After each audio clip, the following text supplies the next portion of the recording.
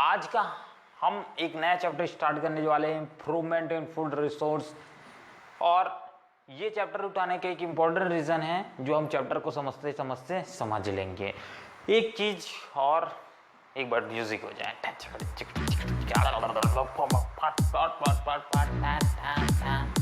चलिए स्टार्ट करते हैं इस चैप्टर को।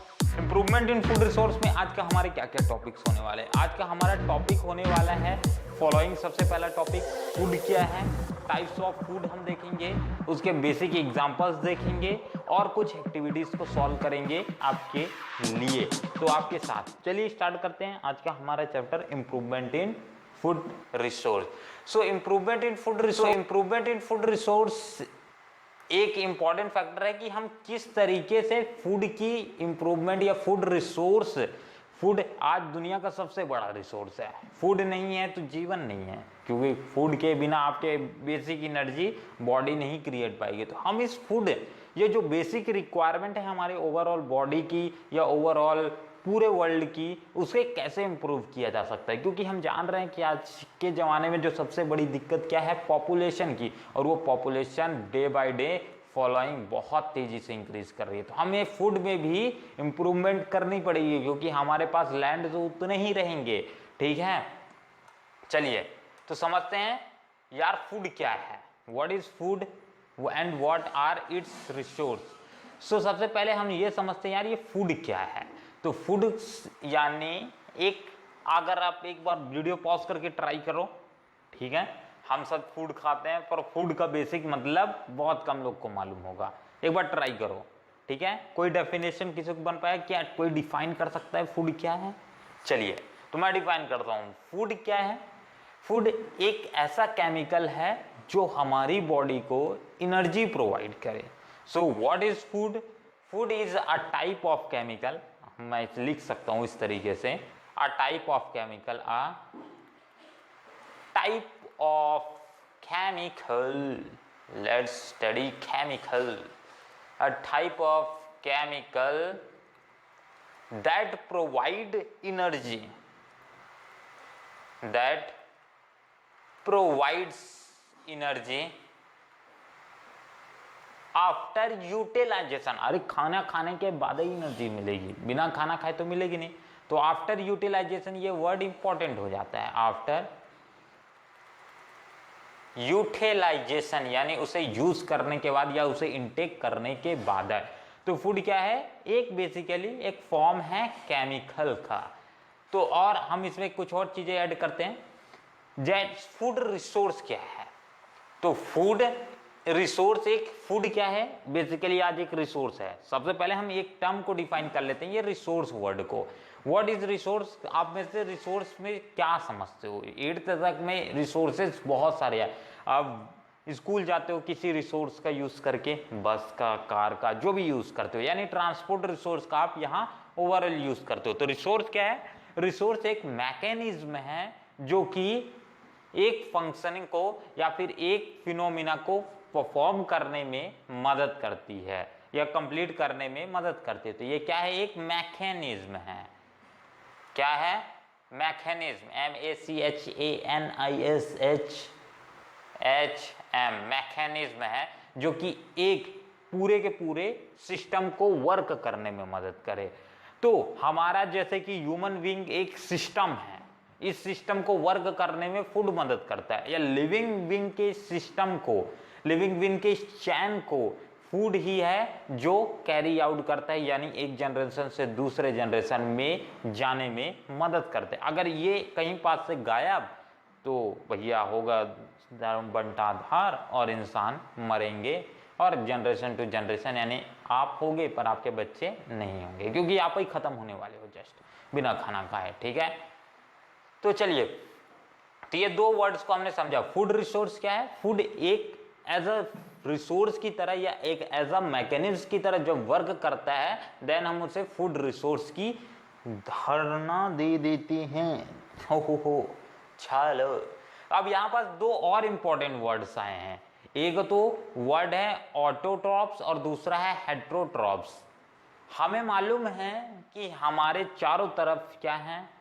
लिविंग चीज़ें हैं, नॉन लिविंग चीज़ें हैं, और उन लिविंग चीज़ों में जो सबसे प्राइमरी है इनके फूड का जिसको हम प्राइमरी बोलते हैं, जो सभी को इनडायरेक्टली या डायरेक्टली उस चीज़ के ऊपर डिपेंडेंट हैं ही, वो क्या है? प्लांट्स। हम सब किसके ऊपर डिपेंड है? प्लांट्स के ऊपर डिपेंड है, डायरेक्टली बोलो या इनडायरेक्टली बोलो। आप बोलोगे मैं फूड में सिर्फ चिकन खाता हूँ, बकरा खाता हूँ, मटन खाता हूँ, आहा, ठीक है, पर मैं तो प्लांट नहीं खाता, प्लांट वाली चीज़ें मैं खाता ही नहीं हूँ, तो मैं कैसे डिपेंडेंट हूँ?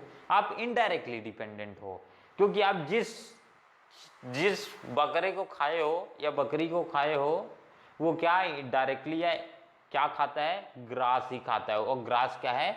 एक प्लांट है। तो डायरेक्टली या इनडायरेक्टली आप डिपेंडेंट रहोगे ही प्लांट्स के ऊपर, जो डायरेक्टली खाते हैं उनके लिए भी, जो इनडायरेक्टली खाते हैं उनके ऊपर भी, ठीक है। तो ऑटोट्रॉप्स क्या होते हैं? Autotrophs are that plants which can make their own food. Plants भी बहुत सारे होते हैं, कई प्लांट्स ऐसे होते हैं जो कि केमिकल से एनर्जी बना लेते हैं, ठीक है। हम बैक्टीरिया एल्गी के बारे में पढ़ेंगे। एल्गी में हम जब एल्गीज के बारे में पढ़ते हैं तो एल्गीज, बहुत सारी एल्गीज होती है जो कि केमिकल से ही एनर्जी बना लेते हैं, केमिकल से ही एनर्जी बना लेते हैं। तो सोचो, केमिकल से ही जब एनर्जी की फॉर्मेशन हुई जा रही है तो वो ऑटोट्रॉप्स के अंदर आएंगे या नहीं? तो ऑल थ्रू वो अपने लिए ऑटोट्रॉप्स की तरह ही वर्क करेंगे, बट हमारे फंक्शनिंग में या फिर इनडायरेक्टली या डायरेक्टली हमारे लाइफ सिस्टम में भी पार्टिसिपेट करेंगे, क्योंकि उन एल्गी को वो एल्गी डायरेक्टली केमिकल से तो अपने लिए एनर्जी बना लिए हैं, बट उन एल्गी को तो कोई खा रहा होगा, तो डायरेक्टली वो फूड चेन का ही पार्ट हो जाते हैं। हम इस चीज़ को और अच्छे से समझेंगे जब हम फूड चेन आगे जाकर के टॉपिक को कवर करेंगे अपने इन्वायरमेंट वाले चैप्टर में, ठीक है। तो अभी एक ओवरव्यू ले लो, फूड चेन क्या है। अभी यहाँ मैं लिख दे रहा हूँ, इसको आप सर्च करना और कमेंट बॉक्स में मुझे बताना, क्या? फूड चेन, ठीक है। इस वर्ड के बारे में जो बताएगा उसे क्या मिलेगा? कुछ नहीं मिलेगा, शाबाशी के अलावा। चलो, तो फूड चेन के बारे में डिफाइन करना, मैं एक हिंट दे देता हूं। फूड चेन क्या है? जो ओवरऑल लिविंग सिस्टम के चेन को डिफाइन करे, यानी फूड रिसोर्स के चेन को डिफाइन करे, उसे फूड चेन बोला जाता है। मेरी तरफ से आप अपना बेस्ट डायलॉग नीचे लिखोगे इन कमेंट। चलो, तो ऑटोट्रॉप्स क्या होते हैं? Autotrophs are the groups of plants which can make their own food. क्या वो अपना खाना खुद बना सकते हैं? यहाँ कहीं लिख सकता हूँ क्या? चलो, इसको रब करके मैं आपके लिए अच्छे से लिख देता हूँ, ये चीज़ों को रब, ठीक है। रब करते हैं, 2 मिनट है, रख जाओ बच्चा लोग। चलो, ठीक है भाई बहनों लोग।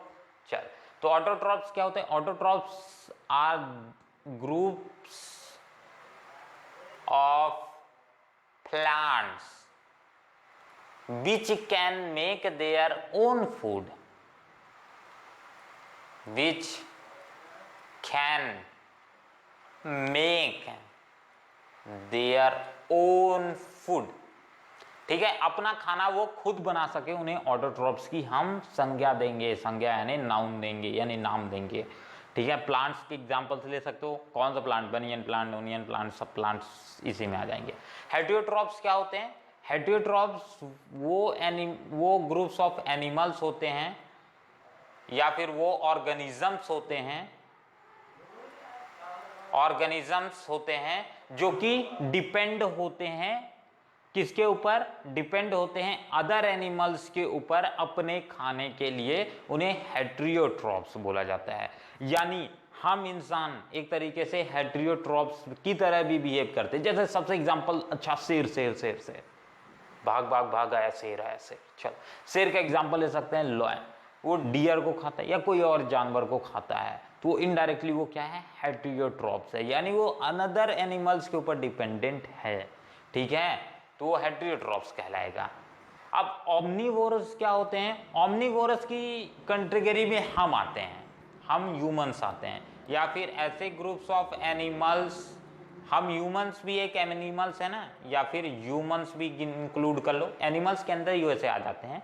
हम ह्यूमंस या एनिमल्स जो कि क्या करें, इन दोनों ही चीजों को करे, हेटेरोट्रॉप फंक्शन को भी परफॉर्म करे और ऑटोट्रॉपिक फंक्शंस के जो प्रिपेयर्ड फूड है उसको भी खाए। यानी हम मांस भी खा सकते हैं और हम प्लांट भी खा सकते हैं। यानी ऐसे ग्रुप्स ऑफ एनिमल जो दोनों चीजें खाते हों वो ओमनीवोरस की कंडीशन में। जैसे डॉग भी आपके घर का मांस भी खा लेता है और घर का खाना रोटी वोटी भी दे दोगे तो खा लेगा, तो इसके कंडीशन के अंदर आ जाएगा। ठीक है, चलिए जी आगे बढ़ें। हाँ ठीक है, हाँ कोई डाउट? अभी फिलहाल डाउट नहीं आएंगे क्योंकि अभी अपन मेन टॉपिक में आए नहीं है, ये सब ओवरव्यू है। 8th तक आप पढ़ चुके हो, फिर भी एक अंडरस्टैंडिंग बनानी जरूरी है ना। अब मेन है यहाँ पास एग्रीकल्चर। व्हाट इज एग्रीकल्चर और एग्रीकल्चर क्या है, चलो इस चीज को देखते हैं। एग्रीकल्चर, अब जब हम कोई भी चीज क्या करते हैं, सबसे पहले तो हम एक चीज जो सबसे इंपॉर्टेंट वर्ड है यहाँ क्रॉप्स या क्रॉप को डिफाइन कर लेते हैं, यानी अनाज जिसे आप हिंदी में बोलते हो। क्रॉप क्या है? क्रॉप को हम डिफाइन कर सकते हैं ऐसे ग्रुप्स ऑफ प्लांट्स जिसे हम सो करते हैं अपनी फूड इनटेक के लिए।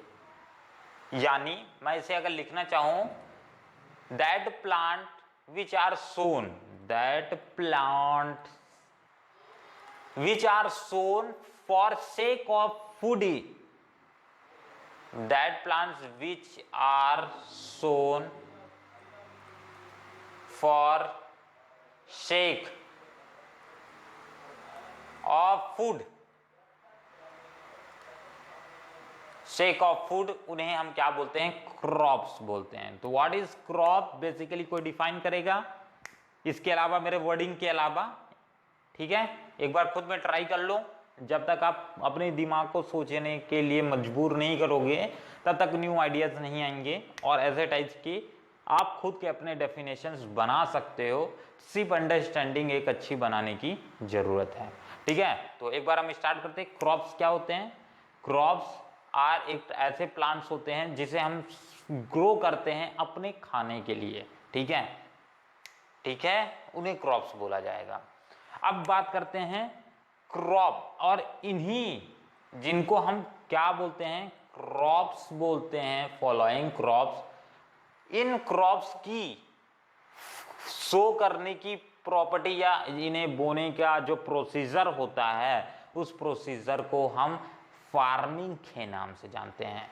यानी क्रॉप्स को सो करना या फिर सोन करना या फिर एक तरीके से इसका फार्मिंग करना, ठीक है, सो करना के प्रोसेस को हम फार्मिंग बोलते हैं। फिर RMING फार्मिंग बोला जाता है, या फिर इसी चीज को हम नए वर्ड यानी एग्रीकल्चर के नाम से जानते हैं।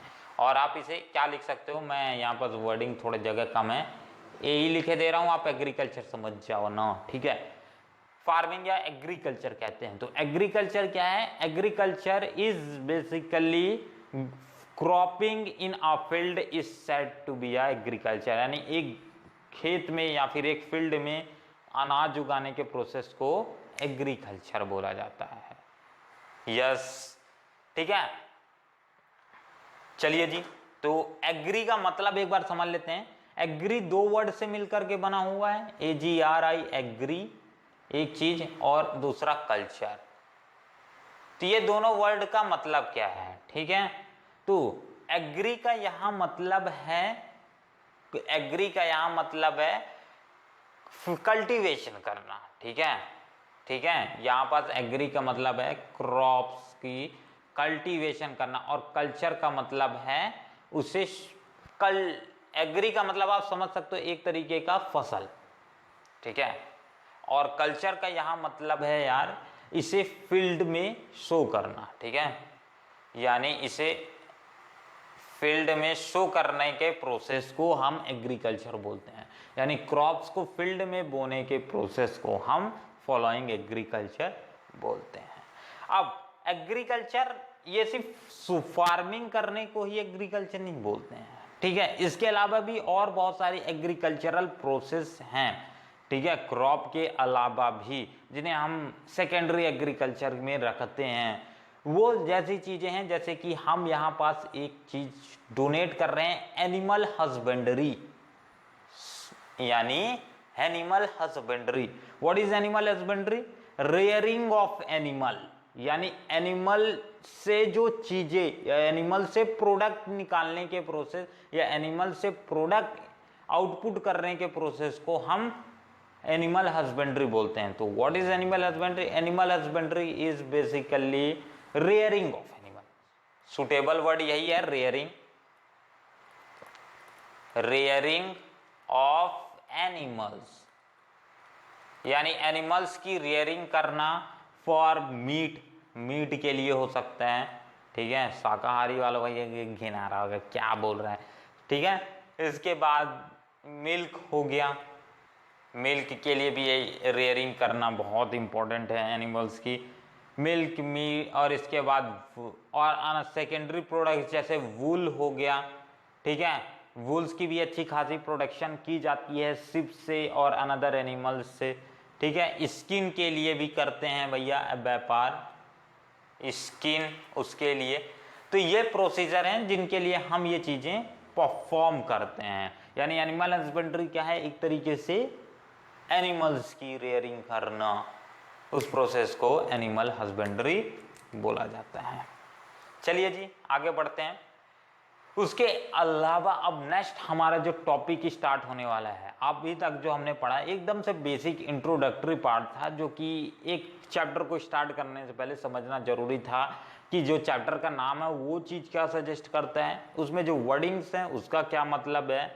सबसे पहले चैप्टर में बहुत ज़्यादा वर्ड रिपीट हुआ है फूड, तो यार फूड को समझना तो सबसे ज़्यादा जरूरी था ना चैप्टर में, इसीलिए हमने उसको पहले ही समझ लिया। चलिए जी स्टार्ट करते हैं हमारा यहाँ से आगे की कहानी। Plant as a source of food, plant किस तरीके से फूड का सोर्स है? तो प्लांट एक अच्छी तरीके से फूड का सोर्स है। देखो हम प्लांट ही बस नहीं है कि जिसे हम खा सकते हैं और जीवित रह सकते हैं, हम प्लांट के अलावा एनिमल्स को खा सकते हैं, बट डायरेक्टली या इनडायरेक्टली हम प्लांट्स के ऊपर ही डिपेंडेंट रहेंगे हमेशा हमेशा, ठीक है। या जो कर लो आप प्लांट्स के ऊपर ही हमेशा लाइफ टाइम में डिपेंड करोगे, क्योंकि वो प्राइमरी सोर्स ऑफ फूड होते हैं, यानी जो सबसे पहले फूड बनाए उसे प्राइमरी प्रोड्यूसर बोला जाता है। तो प्लांट इस दुनिया के प्राइमरी प्रोड्यूसर्स हैं फूड के, यानी वो खाना नहीं बनाएंगे तो आगे का लाइफ प्रोसेस या आगे का जो फूड का मैकेनिज्म है वो रुक जाएगा, यानी फूड चेन टूट जाएगा, ठीक है। हम फूड चेन को और डिटेल में इसी चैप्टर के आखिरी में एक टॉपिक है, ऑल थ्रू ये चैप्टर में इंक्लूडेड टॉपिक नहीं है, बट मेरे को लग रहा है फूड चेन इंपॉर्टेंट है, क्योंकि बार बार ये वर्डिंग आएगी क्यों इंपॉर्टेंट हमें फूड को प्रोडक्शन ज़्यादा करने की, हम धीरे धीरे समझेंगे और फूड चैन को मैं आखिरी में एक टॉपिक बना करके और एक्स्ट्रा समझा दूंगा, ठीक है। तो हम बात करते हैं फूड। तो फूड एक अच्छा सोर्स ऑफ एनर्जी है, क्योंकि नॉर्मल जो लाइफ की एक्टिविटीज करना है, जैसे कि फूड क्यों खाते हैं लोग, ये कारण समझते हैं। What are the reasons why we intake food, हम खाना क्यों खाते हैं? तो पहला रीजन यही है कि हमें न्यूट्रिशन मिल जाए। अच्छा, न्यूट्रिशन, न्यूट्रिशन मतलब कार्बोहाइड्रेट, फैट, विटामिन, प्रोटीन, ये सारी चीजें मिल जाए, इसीलिए हम खाना खाते हैं, या इसीलिए हम प्लांट या फिर मीट जो भी है उस सोर्स को यूटिलाइज करते हैं, ठीक है। ये चीज हम न्यूट्रिशन का करते क्या है, हमारी बॉडी न्यूट्रिशन को यूटिलाइज करती है for sake of body development, ठीक है। किसके लिए? बॉडी डेवलपमेंट के लिए, ठीक है, बॉडी डेवलपमेंट के लिए यूज करती है। अगर तभी तो हम छोटे से इतना बड़ा हो गए और घोड़ा सर हो गए, ठीक है। तो खा खा के मोटा रहे हैं, बस ये एक कारण है, न्यूट्रिशन एक कारण है। सेकेंडली हमारे बॉडी में जो डिसीज से लड़ने की क्षमता है वो इसी के कारण आती है, खाना खाने के। तो एक रेजिस्टेंस प्रोवाइड करता है, यानी डिसीज से लड़ने की ताकत मिलती है या फिर रेजिस्टेंस मिलती है हमारे शरीर में कहीं चोट वोट लग जाए तो उस चोट को रिपेयर करने की काम बॉडी कर लेती है। तो ये सब कारण हैं जिसके कारण फूड को हम एक प्राइमरी सोर्स मानते हैं, क्योंकि इसके बिना ये सारी चीज़ें होगी नहीं, और अगर हम छोटे के छोटे ही रह गए तो लाइफ में डेवलप नहीं हो पाएंगे। ठीक है, तो ये बेसिक नीड है। क्यों हम मान रहे हैं, रीजन मालूम चला, plant as a source of food. क्यों मान रहे हैं फूड का सोर्स, क्योंकि ये न्यूट्रिशन प्रोवाइड करता है, बॉडी की डेवलपमेंट करता है, डिसीज से बचाता है, और बहुत सारे कारण हैं, जैसे कि ये ओवरऑल बॉडी डेवलपमेंट करता है, हमारे सोचने की शक्ति को बढ़ाता है, डेवलप करता है। जब आप भूख रहते हैं तो आप सोच पाते हो ढंग से, क्या नाखो ज्ञान, जब आपका पेट भरा रहता है तब आप रगड़ के सोचते हो, रगड़ के पढ़ते भी हो। ठीक है, तो खाली पेट अगर जो भी हो तो एक काम करो, खाना साथ में मत रखो। ठीक है, खाने से दूर बैठ के पढ़ लो, इसके बाद घर पे जाकर खाना खा लो। वही बोल रहा खाना खाने नहीं दे रहा है, चले हो। नेक्स्ट स्टार्ट करते हैं। तो हमारे पास जो प्लांट फूड है वो फॉलोइंग प्लांट्स की कैटेगरीज अगर हम बनाते हैं, तो प्लांट्स के फूड जो सोर्स, फूड का सोर्स है, प्लांट्स से जो फूड मिलते हैं वो फूड 3 तरीके के हैं। यानी ओवरऑल जो प्लांट से प्रोड्यूस फूड है उसे हम 3 कैटेगरीज में डिवाइड करते हैं। एक तो हमारा यहाँ है, हम इसे थोड़ा सा स्क्रॉल डाउन कर लिए ताकि ये चीज़ें अच्छे से दिखें। पहला है आपके पास फूड क्रॉप्स, पहला कैटेगरी में से 1 लिख देता हूँ। सेकेंड है आपका fodder crops, and third one is commercial crop. So हम plant as a source of food को 3 पार्ट्स में डिवाइड करते हैं, यानी प्लांट क्रॉपिंग को हम 3 पार्ट्स में डिवाइड करते हैं। First one is a food crop, second one is a fodder crop, and third one here is a commercial crop. So let us see some of its examples so that the topic clear more to us. चलिए, तो पहले example यहाँ आपके लिए पास है pulses, second one is oil seeds, third one is fruits and vegetables. तो pulses, oil seeds में आपका राई आ जाएगा। ठीक है, राई के अलावा और क्या चीजें आ जाएंगी, जिससे ऐसे सनफ्लावर आ जाएगा। तो ऐसे टाइप्स के प्लांट जिससे ऑयल प्रोड्यूस किया जा सके वो पूरे के पूरे प्लांट्स किस में आ जाएंगे, फूड क्रॉप्स में आएंगे।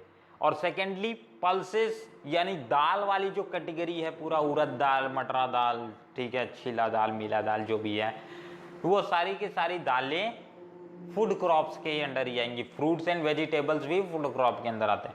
सेकेंड आता है फोल्डर क्रॉप्स। फोल्डर क्रॉप्स के अंदर आपके ओट्स आएंगे और सरोगम, ये वर्ड में बोलते नहीं बनता, सरोगम हम। ठीक है, तो ये 2 चीजें आती हैं, ओट्स एंड सरोगम।